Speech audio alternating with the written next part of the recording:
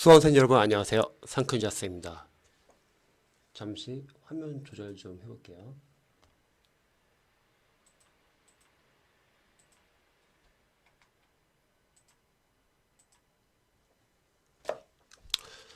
이번 영상은 긴 구급의 구력 충전 이 책을 읽고서 제가 공무원, 경찰, 소방, 수험생들과 같이 공유할 만한 내용과 그리고 제 개인적인 의견을 추가해서 한번 영상 한번 다뤄볼게요. 먼저 김구구님 다들 많이 아실 것 같아요. 유튜브 활동 많이 하시고 예전에 아프리카TV에서 많이 활동하셨잖아요. 와라쌤. 자, 이분에 대해서 제가 한번 좀 읽어볼게요. 서울시 구공무원 시험 3회 합격, 전직 공무원, 육아휴직 1년 포함해서 5년간 현직 도매업 자영업자. 지금은 참고로 다시 운전직 공무원 하고 계시죠. 저도 유튜브 구독자입니다. 잘 보고 있습니다. 영상. 유튜브 소형 스타, 아프리카TV 베스트 BJ, 토익 400점. 자, 볼게요. 서울시 구급 공무원 시험에 3회 합격했으나 이런저런 이유로 미련 없이 퇴사하고 현재 먹는 쪽 도매업을 운영하고 있다. 이 책이 상당히 좀 오래된 책이에요. 지금은 제가 알기로는 전자책을 따로 내신 걸로 알고 있어요.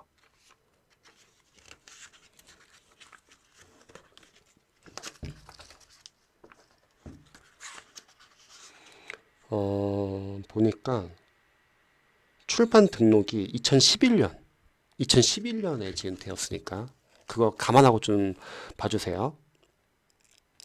현재 먹는 쪽 도매업을 운영하고 있다. 공무원 생활은 육아휴직 1년 포함해서 5년간 경험했다. 공무원 시험에 3번 합격한 이력과 전직 공무원으로서 경험을 바탕으로 김구급이라는 닉네임으로 유튜브와 아프리카TV에서 구급 공무원 수험생을 위한 영상을 올리고 있다. 김구급의 합격 비법을 한마디로 요약하자면 구급공무원 시험의 정체를 완벽히 파악해 극소를 제대로 공략했다는 것이다. 간혹 김구급이 머리가 좋은 거 아니냐는 말을 듣곤 하는데 머리가 좋다기보다는 상대를 파악하는 눈썰미가 유난히 발달했다고 보는 게 맞다. 적을 알면 필히 승리한다는 말이 있듯이 본격적인 수험생활에 들어가기 전에 김구급이 말하는 구급공무원 시험의 정체를 먼저 쓱 훑어보고 수험 기간 동안 김구급의 필살기를 온전히 익혀 활용한다면 합격으로 가는 길이 고통스럽지만은 않다는 저자의 말을 실감할 수 있을 것이다. 저도 김구급님 유튜브 영상을 자주 보는데요. 수험생활 하는 데 있어서 약간 좀 노자 같다고 해야 되나? 약간 좀 유연하게 공부하는 걸 상당히 강조하세요. 근데 굉장히 괜찮은 방법 같아요. 수험생들은 되게 타이트하게 공부를 많이 하는데, 나중에 여러분들도 혹시 시간이 되신다면 김구근 유튜브 한번 보시기 바랍니다. 저도 자주 챙겨보고 있는데 좋은 영상들이 많습니다. 제가 이번에 좀 같이 공유할 부분은 한번 읽어볼게요.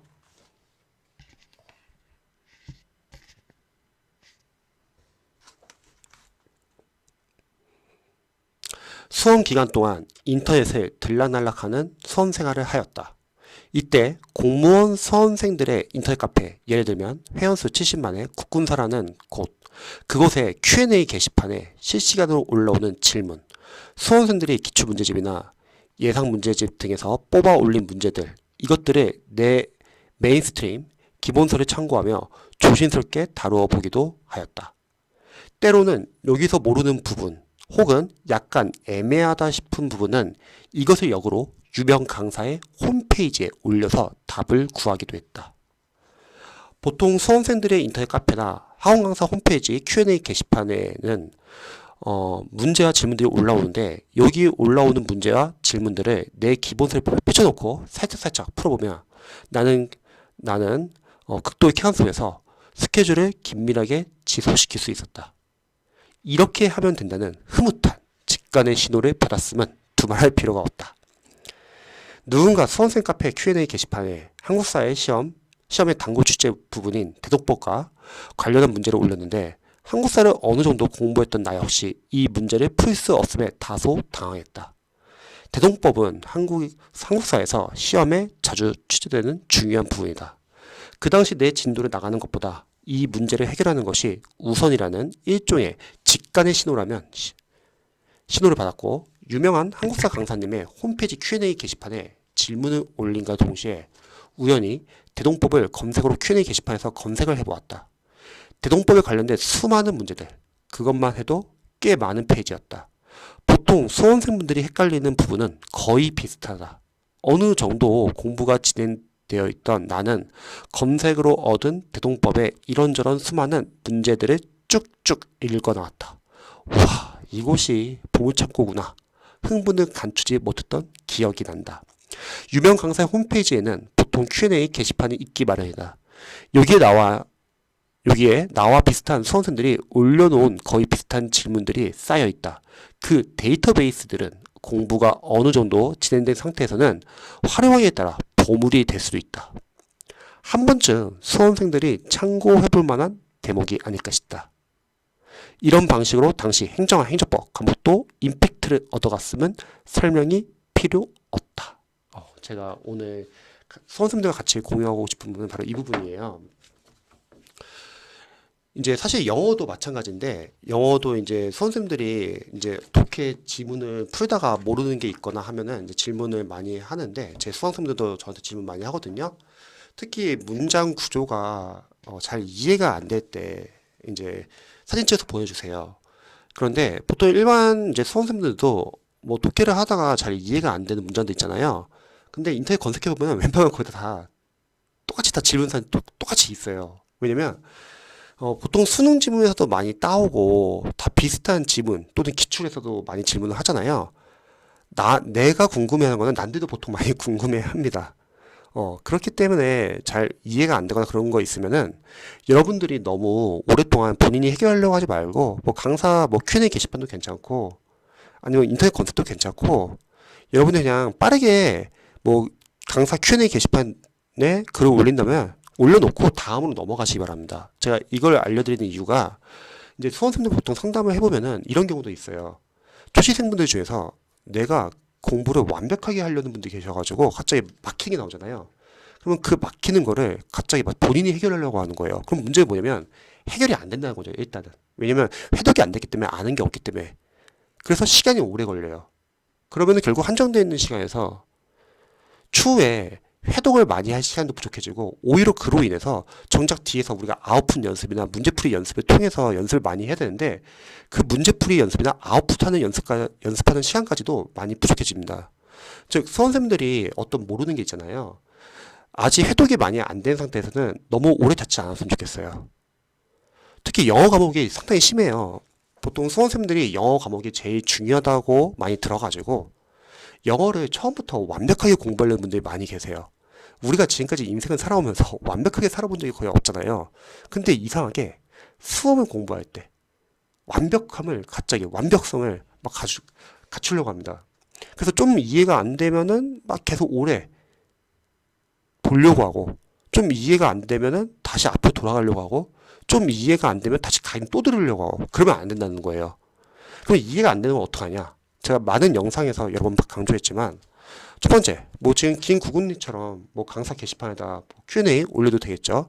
참고로 여러분들 뭐 강사 게시판 같은 거 활용할 때 여러분들 필요한 정보 내에서만 좀 활용하시면 좋을 것 같아요. 뭐 나중에 스터디를 구한다거나 아니면은 뭐 모르는 거 물어보는 거나, 강사 게시판에서 다른 강사님, 다른 과목 정보 같은 거는 구하지 마세요. 왜냐면 그 강사 게시판, 그 강사 카페나 그런 곳이 객관적으로 이렇게 뭐 판단하거나 그러면은 뭐 상관이 없는데, 대다수가 이제 알바도 많이 써요. 댓글 알바도요.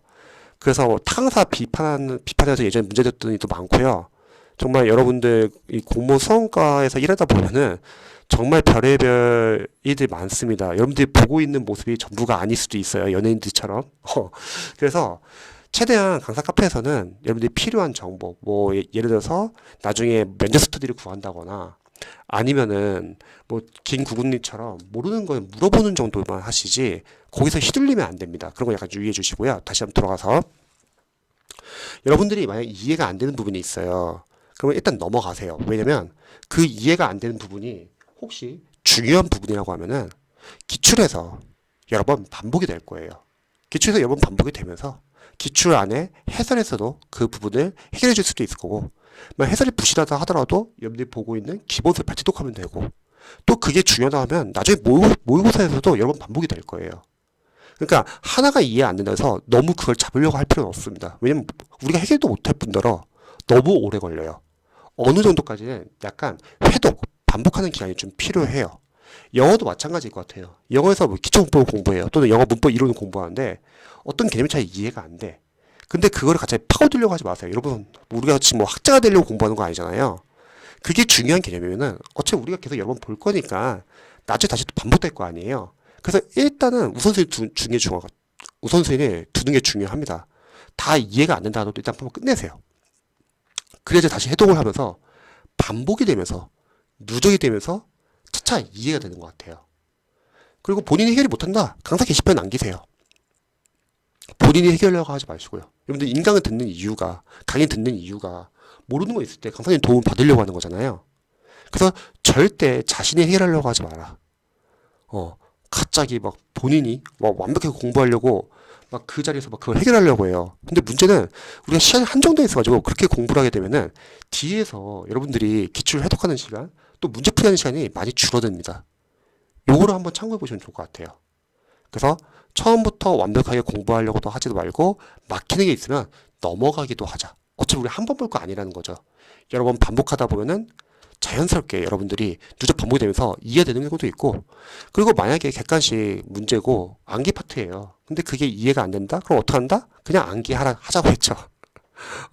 암기를 하다 보면 이해가 되는 경우도 있고, 이해를 하다 보면 암기가 되는 경우도 있고, 그리고 이해를 하게 되면은 이해를 함으로써 암기할 분량이 많이 줄어들고, 또 암기가 필요한 부분은 암기를 하면 되고, 대신 유의할 점은 이해가 안 되는 부분을 이해를 계속 하려고 하지 말자.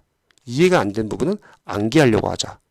그리고 이해가 안 되는 부분이 있으면은 강사님이 인강에서 그 부분을 설명해 줄 수도 있고, 여러분들이 기출을 해독하면서 여러 번 반복되면서 나오면서 해설을 봐가지고 또 해결이 되는 경우도 있을 수 있고, 해설이 자세히 안 나온다면 기본서를 다시 발제독하는 방법도 있을 거고, 그리고 그게 중요한 개념이면 분명히 기출이나 모의고사에서 반복될 거다. 그리고 맞는 선지가 이해 안 된다? 그냥 외우자. 어차피 객관식 시험이니까. 그리고 틀린 선지가 이해 안 된다? 그럼 틀린 선지를 맞는 선지를 고치고 어디가 틀렸는지 그 부분을 보고 맞는 선지를 암기하자. 이렇게 접근하시면 좋을 것 같습니다. 우리가 여러 과목을 공부하고 있기 때문에 한 과목을 너무 이해 위주로 너무 완벽하게 공부하려고 하면 진들 못 나갑니다. 그래서 이렇게 약간 좀 여러분들이 유연하게 융통성 있게 공부하시면 도움이 될 것 같습니다. 제 영상 봐주셔서 감사하고요. 또 혹시 궁금하신 점 있으시면 언제든지 알려주시기 바랍니다.